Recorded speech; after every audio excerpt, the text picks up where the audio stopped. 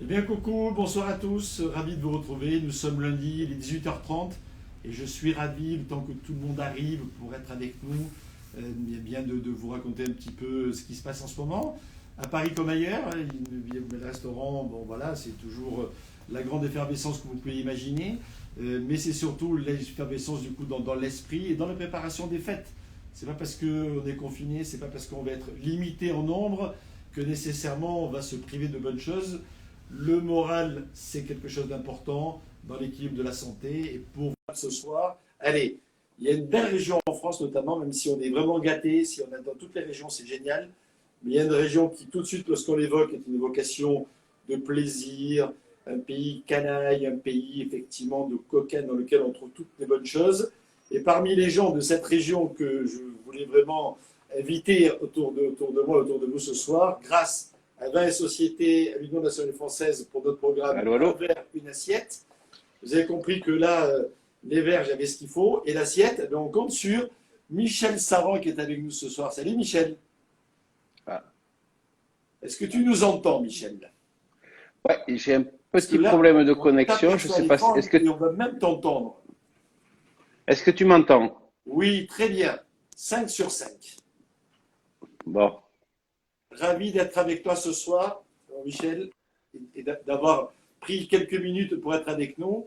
Alors, j'évoquais la restauration qui est un peu en stand-by, on va dire ça en ce moment, mais les plaisirs de la table ne nous rebutent pas, comme on dit, et au contraire, il faut pouvoir profiter de ces bonnes choses et de ces vertus de bonnes choses à travers effectivement le partage, même oui, si cette année il est un peu particulier, un peu limité.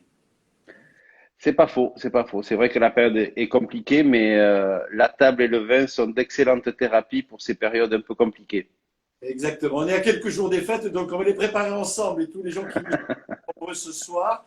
Et on va partir sud-ouest. Alors toi, tu es né du côté de Nogaro dans le Gers. Et je suis né dans le Gers, dans un petit village qui s'appelle Saint-Martin-d'Armagnac, et Hmm. d'un père viticulteur, donc en zone en Basse-Armagnac.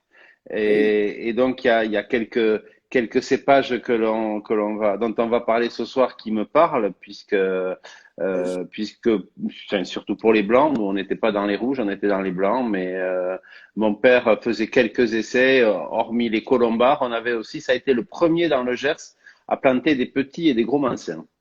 Ah oui, oui, ce soir, dans le chiroulet notamment, dont on va parler tout à l'heure, ça Exactement. parle à ton cœur gersois. Alors Ouais. tu fais la cuisine depuis longtemps. On m'a dit que tu avais commencé à mettre la main dans les pâtes. Oui, oui, oui. Enfin, L'Italie inspiré dans un premier temps. j'ai pas entendu ta question là. Que l'Italie t'a inspiré dans un premier temps. Oh, l'Italie, il y a beaucoup de choses qui m'ont inspiré. D'abord, j'ai commencé avec ma mère qui avait transformé la ferme en ferme auberge et qui faisait une cuisine régionale très sud-ouest. Et après, je suis parti à Paris et j'ai travaillé dans un restaurant italien.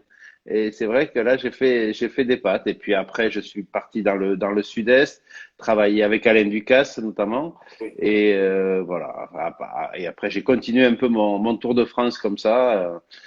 Pour apprendre le métier avant de m'installer, d'abord de prendre ma première place de chef à Porquerolles, sur l'île de Porquerolles, au Mas du Langoustier, où je suis resté 5 ans. C'était en quelle Et époque? j'étais au Mas du Langoustier à Oui. Porquerolles. À quelle époque? C'était en quelle année? Oh là là, c'était il y a, écoute, c'était juste avant de m'installer à Toulouse, et ça fait 25 ans, donc ça fait 26 ans Porquerolles.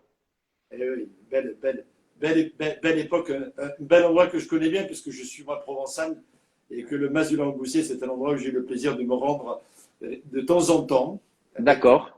avec un grand bonheur et peut-être de goûter ta cuisine sans le savoir d'ailleurs à cette époque parce que ça correspond, comme on dit, ça correspond à peu près. En tout cas, c'était très bon. Et puis tu as bossé, je crois, chez le nôtre un petit peu. Donc, Alors j'ai fait, la cuisine. quand, quand Ducasse m'a pris avec lui, tu sais, moi j'ai un parcours un peu atypique. J'ai pas fait d'école hôtelière. J'avais démarré des études de médecine à Toulouse.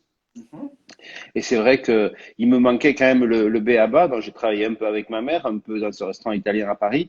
Et lorsque Ducasse a accepté de me prendre sous son aile, hein. Il m'a d'abord placé dans un restaurant au Bacon, au Cap d'Antibes, et puis il m'a fait faire un stage aussi chez le nôtre, ou un stage j'ai fait plusieurs stages de pâtisserie afin de me dégrossir et d'apprendre un petit peu. C'est génial. Et c'était, Ducasse, c'était l'époque du Juana. Tout à fait, tout à fait. Et c'était effectivement une autre époque, mais forcément également. Je crois que tu as travaillé chez Michel Guérard, que j'adore. Oui, oui, oui, ça a été un grand moment. Pardon, C'était Philippe? c'est sûrement une très belle expérience. Ah, ben, ça a été une expérience extraordinaire. Parce que Michel Guérard enfin, moi, je le considère comme mon mentor. C'est un homme qui, de par son âge, forcément, a écrit de belles lettres dans le passé. Mais sa maison est toujours d'actualité, elle est toujours magnifique. Et c'est toujours un visionnaire. C'est quelqu'un qui a une longueur d'avance sur tout le monde. C'est un homme pour lequel j'ai la plus grande admiration et j'aime y retourner, j'aime aller en pèlerinage. En plus, c'est pas très loin de la maison familiale, puisque c'est à peu près à 25 kilomètres, tu vois, donc c'est tout proche. Oui. Mais c'est un lieu hors du temps, c'est un lieu magnifique et c'est un homme succulent. Eugénie Les Bains, c'est quand même juste un endroit magnifique. Et puis Michel Guérard est vigneron aussi. On salue d'ailleurs le côté vigneron, puisqu'il produit sur Tursan le château de Bachens, qui est une des références de cette petite appellation. Exactement. Et pour la petite histoire, c'est vrai que lorsque j'étais cuisinier chez Michel Guérard, il faisait ses premiers essais de vinification. Et d'ailleurs, c'était le maître de chez Pétrus, je crois, qui lui faisait ses premiers essais de vinification. Et Jean-Claude Lepage. il lui fallait du Mansin. Et il m'avait dit, mais Michel, je crois que votre papa fait du petit Mansin et du gros Mansin. Et je dis oui, exactement. Eh bien, vous allez aller vendanger chez votre papa parce que j'en ai besoin. Et donc, j'étais allé comme ça vendanger un peu de petit et de gros Mansin. Ah oui, c'est une quasi-filiation, cette histoire. Ouais, tout à fait, tout à fait. Bravo, bravo. Alors, toi, tu exerces aujourd'hui, j'allais dire essentiellement à Toulouse, dans une maison qui, j'espère, comme toutes nos maisons, va ouvrir le plus rapidement possible. Je- On te connaît parce qu'on te voit régulièrement à la télévision, notamment dans Top Chef depuis 2015, donc ça fait déjà quelques années que tu occupes le petit écran. Ta passion pour le vin, à travers tes propos, elle est évidente. Et moi, ce qui m'intéresse toujours avec les chefs, c'est de voir quel est le regard justement sur l'accord des mets et des vins. Oui, alors, tu vois, tu dis je suis un passionné de vin. Je vais pas faire, je n'aime pas jouer les rôles qui ne me vont pas. Je n'ai pas une connaissance des vins comme certains de mes confrères qui sont vraiment des mordus de vin et ils consacrent beaucoup de temps. J'aime le vin parce qu'il fait partie de notre domaine d'activité. Il est complément du travail que nous pouvons faire. Mais après, j'ai un sommelier et je crois qu'il faut rendre à César ce qui est à César.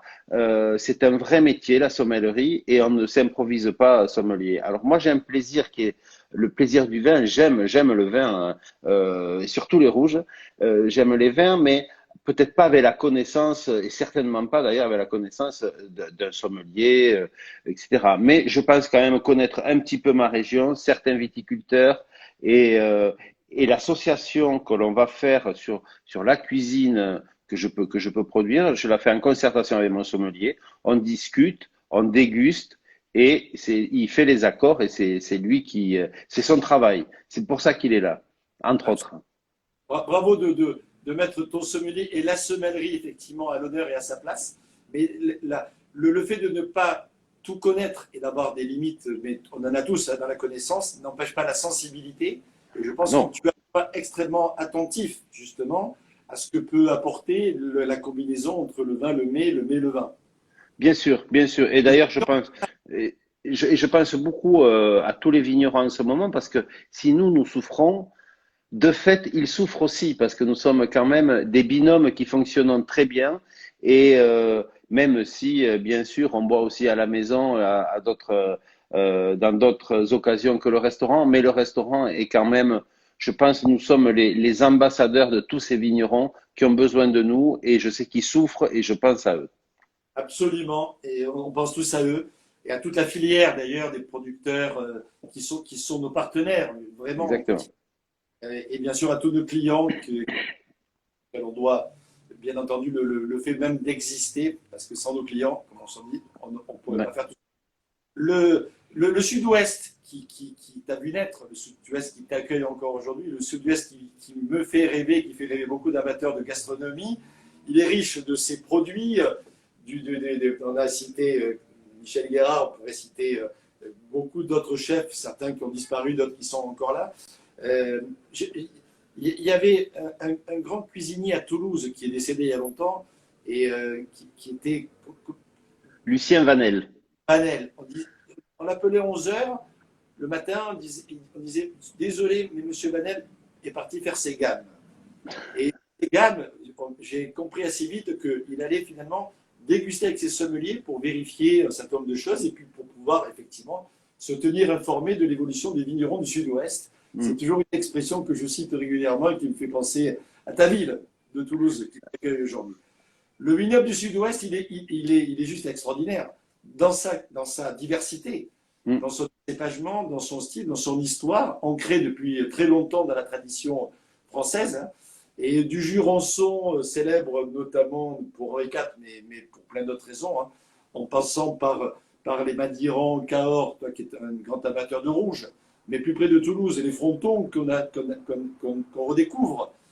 C'est vrai que les Toulousains, c'est pas qu'ils bouent des frontons, mais c'est qu'ils voyaient des fois plus loin, et finalement aujourd'hui, ils redécouvrent peut-être cette appellation de cépage négrette qui est franchement intéressant. Peut-être commencer par celui-là ce soir, puisque c'est le plus près de chez toi. Oui, oui, mais c'est vrai que pour en revenir un peu sur sur ce que tu disais, le Sud-Ouest est un grenier très riche en produits pour nous, les restaurateurs, pour les cuisiniers, et très riche aussi au niveau des vins, avec de nombreuses appellations. Et on a tout, des vins blancs, des vins rouges, des vins rosés, des vins pétillants, on a vraiment tout ce qu'il faut. Et alors c'est vrai que Fronton, c'était un peu pour les Toulousains, c'était le vin de tous les jours. C'était le petit vin. Et après, sinon, pour la fête, c'était le Bordeaux. C'était un peu l'histoire de Fronton, ça. Et c'est dommage parce que, alors moi, tu vois, qui suis gersois, je connaissais pas trop le Fronton. Et quand je me suis installé à Toulouse, j'ai commencé à goûter. Et je trouve que la négrette a des arômes bien spécifiques. Et c'est un cépage assez unique en France. Et il n'y a pas beaucoup. Je crois pas qu'il y ait d'autres appellations en France où on trouve de la négrette. À ta santé, je suis désolé, on est un peu loin de Ben oui, à la tienne. la santé de vous tous, hein, qui nous suivez. Jusque-là, jusque-là, jusque-là, j'aimais les sommeliers parce qu'on partageait. Mais là, Ça devient trop virtuel, mon ami. Mais on va remettre le couvert convenablement et à sa place, au centre du plaisir, comme on dit. Hein. oui. Mais je te fais confiance. C'est très original, le fronton. Là, on goûte, donc, je disais tout à l'heure, donc un Pinot Saint-Georges 2015, donc négrette 100%, le vin de Nicole Selle. Oui. Il y a à la fois cette couleur un peu tendre, avec une certaine profondeur, mais plutôt tendre. Là, on a un peu d'évolution. Alors, ça ne se voit pas trop à l'écran peut-être, mais on va poindre un peu d'évolution, légèrement ambré sur les côtés, mais c'est encore beaucoup de réserve. Et surtout, le nez est incroyable. Ce Oui. côté un peu violette. Voilà. On est dans le sujet direct, que je veux dire. C'est une signature olfactive. On est, on est à Toulouse. On est à Toulouse avec la violette, qui est aussi cette fleur emblématique de la ville, et ces arômes, de violette, un peu de framboise, un peu réglissé. Et quelquefois, il faut pas chercher très loin, hein. Avec ça, juste une petite saucisse de Toulouse bien grillée, et déjà, ça fait l'affaire, hein. J'imagine bien, ouais. Exactement. Là, on commence déjà à voir c'est l'heure en même temps. Hein. On Ouais, commence déjà à visualiser dans les papilles, comme on dit. Et ouais. qu'est-ce que tu agrémentes ça comment, toi? Tu mets un peu de moutarde violette, par exemple, même si c'est un peu plutôt de Brive-la-Gaillarde.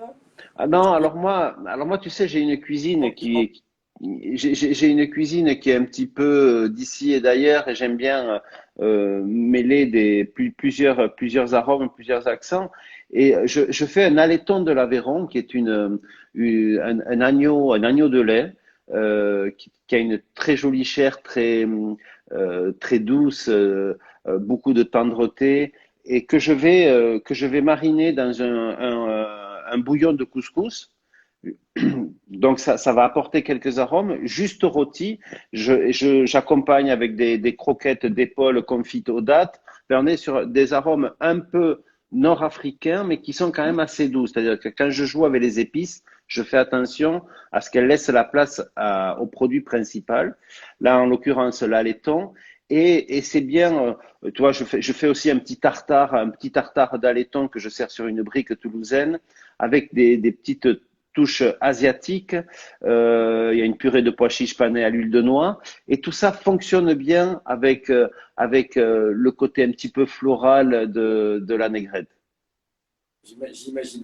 Moi, c'est un vin que j'adore parce que c'est le vrai vin découverte. Les gens, Ouais. rapidement, j'allais dire, quand on leur dit deux mots, ils le ressentent. C'est un vin qui est accessible. Et après, on bouge parce que le nez, c'est quelque chose, mais nous, toi comme moi et tous les gens qui s'intéressent à la gastronomie, c'est la texture qui joue aussi beaucoup.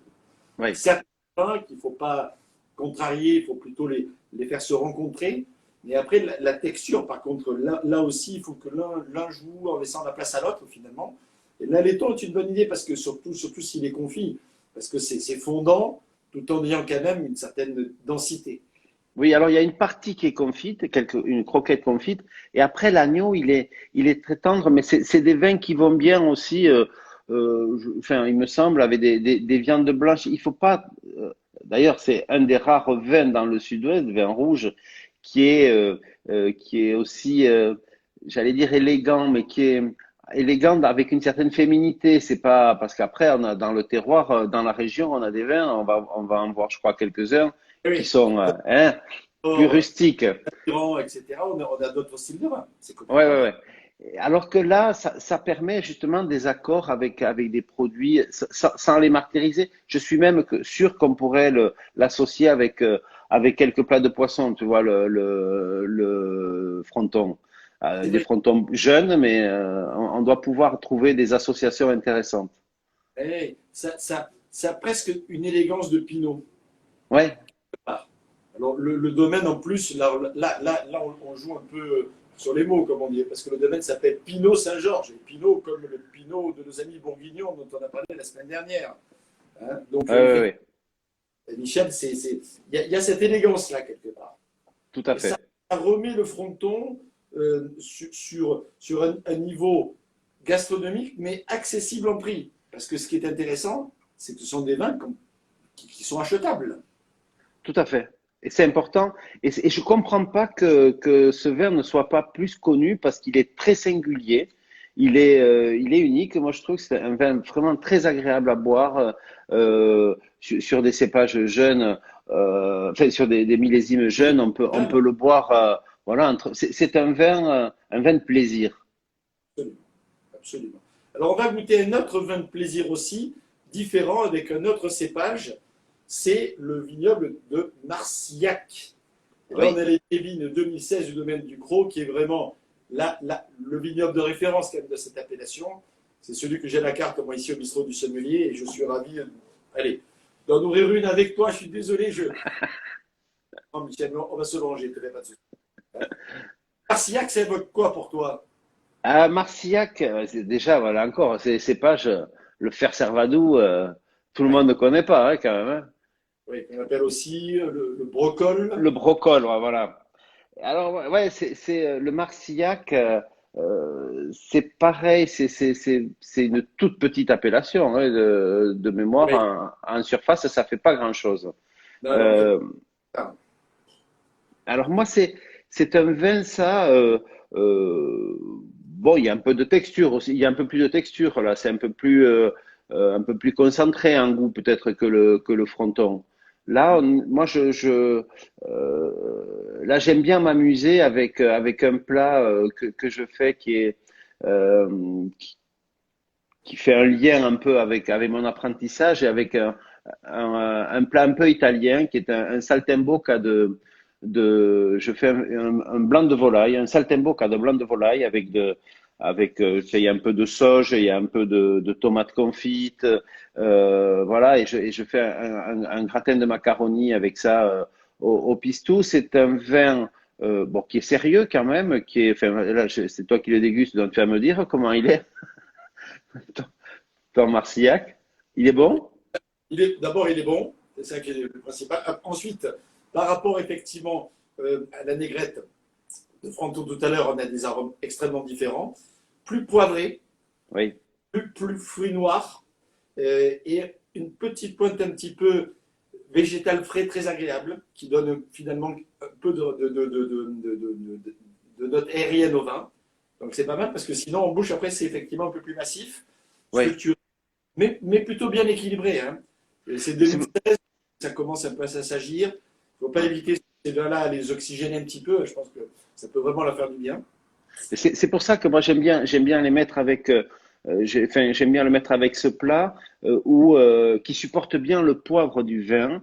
Et il y a bon, il va y avoir un peu d'acidité dans ma tomate confite, le pistou, mais qui va être un peu léger, mais je trouve que ça fonctionne quand même pas trop mal, même si on n'est pas sur de la Méditerranée trop dure, trop présente, trop exubérante, comme peuvent l'être les Italiens par moment.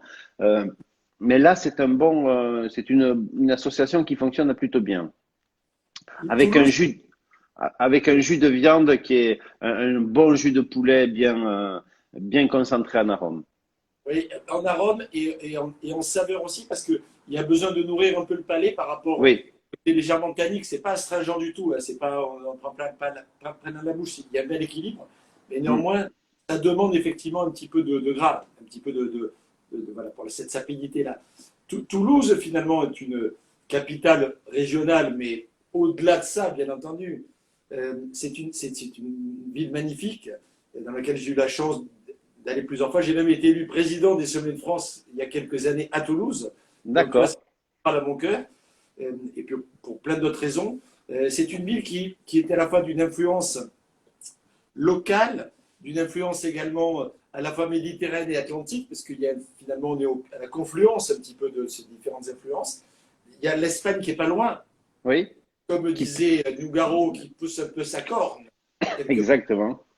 titillé, un peu Andorre également, l'influence pyrénéenne, bien entendu, l'influence du Quercy, l'influence de tous les massifs avoisinants. Et quand on dit massif, on dit intrinsèquement des saveurs particulières, des produits particuliers. Et je trouve qu'à Toulouse, et tu représentes bien cet esprit-là, vous arrivez à faire une sorte de synthèse de tout ça, ce qui n'est pas franchement facile, mais en même temps, ce qui est agréable parce qu'il y en a plein. Quoi. Ouais. Mais tu sais, il y a un peu d'Italie aussi. Hein. Tu sais, cette brique rose, tout ça. Toulouse a un petit côté italien, je trouve. Milan Ouais, notamment. ouais, ouais. Exactement. Formidable. Donc, qu'est-ce que tu veux qu'on ouvre d'autre alors? On va faire un. Allez, on reste Ouais. dans les. On On a reste le dans. choix que nos amis de Plémont et Saint-Mont. Alors ça. Allez, on peut peut-être faire ça parce que si on a le temps, on fera un Cahors après, parce que Cahors, mais c'est un Ouais. peu plus. Donc, Saint-Mont. Alors Saint-Mont, c'était à côté de la maison familiale de Saint-Martin-d'Armagnac. Saint-Mont, euh, c'est vraiment les portes de l'Armagnac. C'est entre l'Armagnac et le Madiran. Enfin, on est dans le Madiran là. L'Armagnac, c'était chez moi, mais c'est allez, 12 kilomètres de chez moi. Donc je connais très bien, je connais très bien les vignerons de Plémont. Je connais très bien cet endroit où ils ont fait un travail formidable avec les vins du sud-ouest, les vins blancs, les rouges des Madirans, des Pacherins dans les blancs. Donc ils ont vraiment une très jolie gamme. Là, tu pars sur un sermon, sur un tanat, je crois. Oui, Bastalat. Voilà. Et on est sur des vieilles vignes dans le millésime 2016 de nouveau. D'accord, ça va être du sérieux, ça. Écoute, déjà, la couleur, là, pour le coup, on rentre un peu vers le côté encre dans la couleur. Hein. Oui. Ça, c'est l'image qui veut ça. Hein. Et aromatiquement parlant, on est sur du fruit noir assez mûr, un côté légèrement sauvage. Hein, on a vraiment des baies sauvages, des cassis, de la mûre de ronce, tu vois, ces arômes un peu denses comme ça. Un poil poivré, différent du poivre vert un peu qu'on avait sur Marcillac. Là, on est plutôt sur un poivre gris, tu vois. Ouais. Ah ouais, mais ça, le tanat, je me souviens plus jeune avoir dégusté des tanates de l'année là pour chez un ami vigneron que tu connais et que je nommerai pas, mais c'est rustique quoi. Ça incarne pour moi cette ruralité, cette paysannerie, mais avec toute la noblesse que je mets derrière ces mots parce que ce sont des hommes comme était mon père, hyper robustes. Ça rigole pas quoi. On ment pas. Le tanat, ça ment pas. Euh, Absolument. Il y a plein de gens qui ont fait parler le Tanat. Hein. ouais, Je pense à Laplace, Brumont, Ducournau et tous les autres exactement.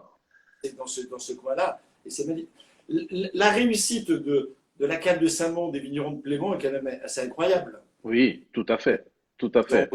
pu refaire parler un terroir, travailler sur l'histoire, mais en même temps préparer l'avenir. Leur Ouais, conservatoire de cépages dans la région là-bas est un endroit quasiment unique. oui, oui, oui. Il y a encore des très vieilles vignes qui font partie des vignes qui sont classées d'ailleurs au patrimoine de l'UNESCO. C'est une petite parcelle de vignes qui est dans le Oui, coin oui. là. Ils ont vraiment fait un travail considérable. Et en termes de gastronomie, là aussi, alors on évoque, on n'a pas encore parlé tous les deux du cassoulet ou des cassoulets, parce qu'entre les uns et les autres, il y a chacun. Mais ça dans la vie. Hein. Mais c'est vrai qu'à les plats qui tiennent, ce sont des vins qui sont au rendez-vous. Oui. Alors là, tu vois, pour ça, le Madiran et le Tanat, voilà, le Madiran, puisque là, on n'est pas sur une appellation Tanat, là, on est sur une appellation Madiran, on est sur une appellation Sermon, hein. Exactement. Le Tanat a une propriété. D'abord, il est très bon pour le cœur. Il faut le savoir quand même. Faut le dire et le redire. Toujours avec modération, on est bien d'accord, c'est une question de Voilà. dosage. Mais toi qui as fait des études de médecine, on te croit en plus. Bon. Et il a une autre vertu, c'est qu'il marine très bien la viande. Parce Mhm. que il agresse vraiment les chairs, enfin, il les transforme, les chairs.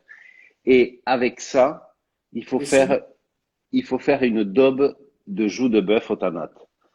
On va mariner les joues pendant 24 heures, voilà, avec une petite garniture aromatique. Et ensuite, on va le cuire tout doucement, tout doucement. Les chairs se transforment. La liaison se fait pratiquement toute seule.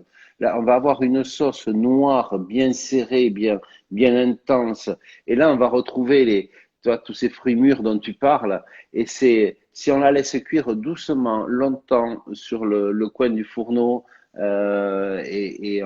voilà, bien sûr, il y a les assaisonnements. Je donne pas toute la recette, mais sur le principe d'une daube, c'est fabuleux. J'ai rarement vu des vins qui fonctionnent aussi bien avec les daubes. absolument.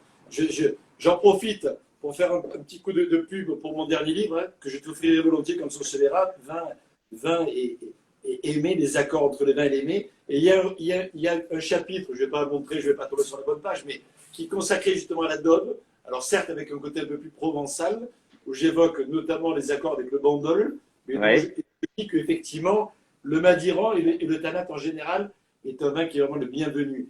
Et je pense à ma grand-mère qui était cuisinière dans les Alpes, du côté de Briançon, qui faisait des civets notamment juste incroyables.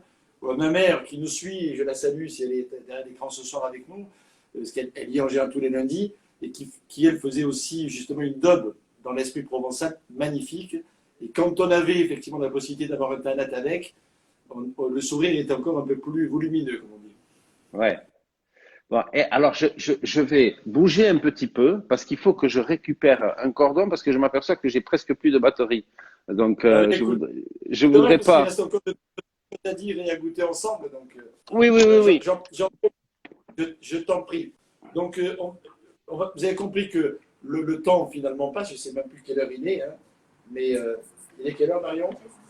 Il est 19 h. Tu vois, donc d'habitude, on aura l'antenne. On va essayer de situer encore quelques instants. Oui, oui, Michel, oui. Si tu me laisses me connecter, il est retrouver un entendu. peu d'électricité, Il n'y a, pas- euh, je- il y a pas de problème.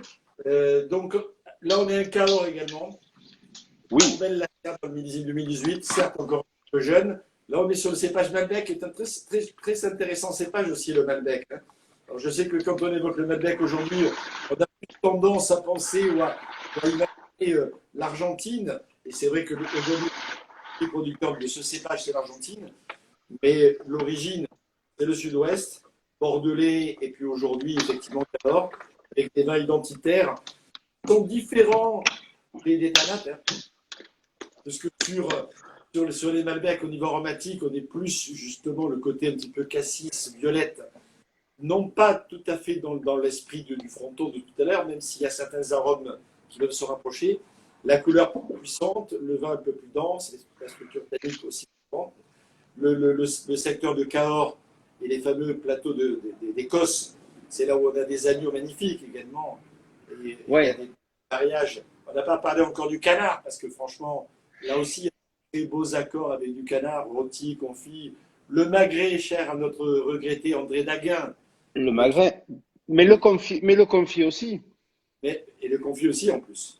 Et, Eh oui, et, et une autre grande spécialité de chez nous et qui symbolise et la période et la région, c'est le salmi de Palombe.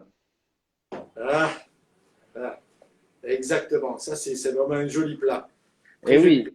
oui, Surtout lorsqu'il est bien arrosé, comme on dit. Arrosé dans le verre, mais aussi arrosé dans l'assiette. ouais, exactement. Et Alors qui aime, peut-être, Michel, si tu permets, parce que bon, malheureusement le temps passe, donc on va bientôt rendre l'antenne, mais on a le temps en même temps. On est condamné à ne pas ouvrir le restaurant ce soir, donc déjà nous, ouais. mais on peut peut-être finir en goûtant le chiroulet, parce que ça Ah, va traiter un petit peu tes origines quand même. et là, on est dans le Gers, là. Exactement. On est dans le Gers et donc je crois que tu vas nous faire goûter un gros mancin, c'est ça, un banage tardive Un gros mancin vinifié en moelleux. en moelleux. Voilà. Cépage que l'on trouve dans les Pacherins. Où est-ce qu'on les trouve aussi? Jurançon. Dans les Jurançons. Voilà.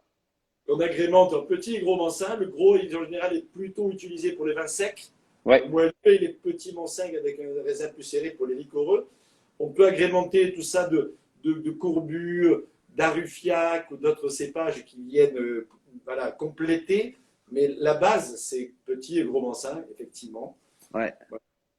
Je ne sais pas si c'est pas cela que tu avais apporté à Michel Guérard, mais Non. l'esprit. Ouais, c'est ça. C'est ça. Et est-ce que celui-là, on peut le servir avec avec un fromage persillé, par exemple? Ah, je vais le goûter. Il y a une très jolie couleur un peu dorée. Hein. Je Ouais. vais mettre le flacon sous les yeux ici. Hein. Ah, c'est très séducteur, René. Franchement, je sais que vous pouvez être un peu frustré de l'autre côté de l'écran, mais j'espère que vous appréciez et savourez avec nous parce que voilà, c'est confit tout en étant frais. Tu vois, Ouais. c'est pas confit surmaturé ni trop confituré. C'est Oui, c'est- oui. c'est un peu ce côté un peu miel, mais surtout ces notes un peu d'ananas, tu vois, un peu d'agrumes, un peu Ouais. d'abricot. Voilà, c'est ça les parfums que l'on retrouve.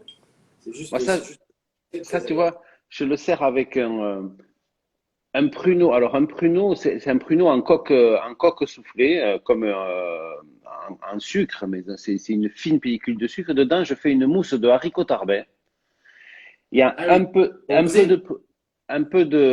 je mets aussi un peu de pruneau dedans et une fine gelée de mandarine. Voilà. Et ça fonctionne bien avec le Gros Mansin. Écoute, avoir la tête de Marion qui est avec moi ce soir, comme tous les lundis, et sa langue un peu pendante, je me dis que oui, effectivement, ça peut le faire, comme on dit. Et c'est comme pour les vins qu'on goûte ce soir, on aimerait bien goûter tout ça aussi un de ces jours, mon cher Michel. Hein. À Toulouse. À Toulouse. Hein. Ou sur le plateau de télévision, Oui, bientôt. mais oui, ça c'est bientôt. On a fini les tournages. Là, la prochaine saison de Top Chef est en boîte et Ça va. voilà. C'est une belle saison encore. C'est une très belle saison, vraiment très très belle. Cette année, enfin pour ma part, je l'ai trouvée exceptionnelle. En plus, le contexte particulier peut peut-être ajouter une émotion. Oui, oui, oui. Bon, on n'a pas eu de mal à tourner. On a fait très attention. Bien sûr, il y a un protocole très strict qui a été appliqué, mais on n'a pas été gêné.